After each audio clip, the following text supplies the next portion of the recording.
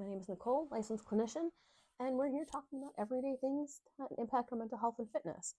Again, I'm still recording this on the same day, so I'm just recovering from a cold, and I am extra splotchy and extra sniffly today, so forgive me. But my last video was on resolutions and the definition of a resolution as we're coming into the new year and turning over a new leaf.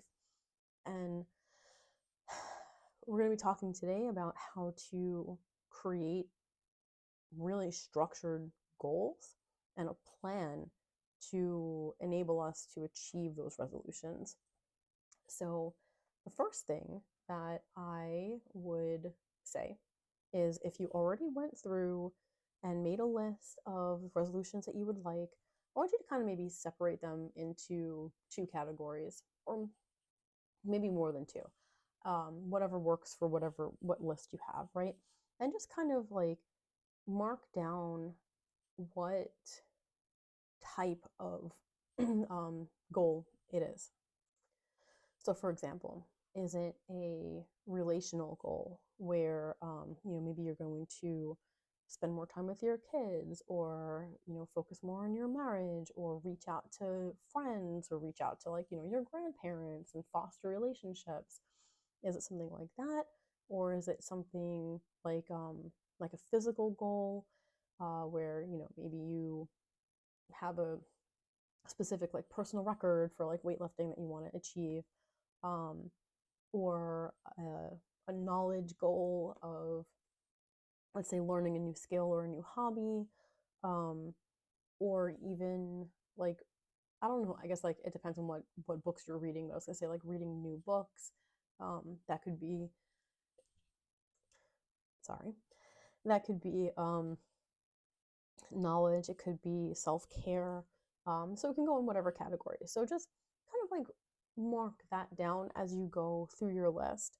And then I want you to kind of like look at that and see what stands out to you about your list of goals and what resonates most with you. So let's say you have a lot of goals around relationships, for instance.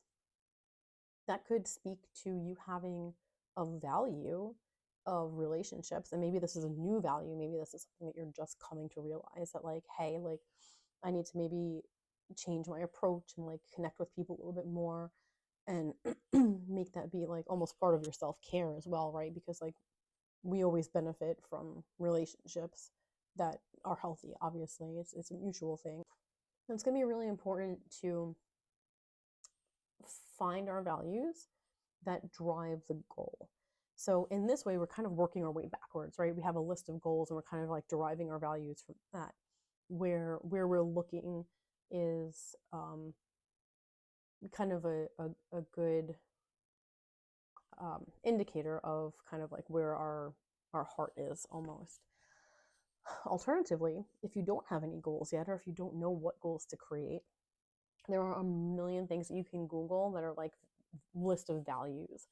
And they're certainly not exhaustive by any means, but you can just go and Google like a list of values and do this simple exercise. So you go through the list, usually it's about like 50 or 100 on the list. Go through the list, you mark out like the ones that like stand out to you, right?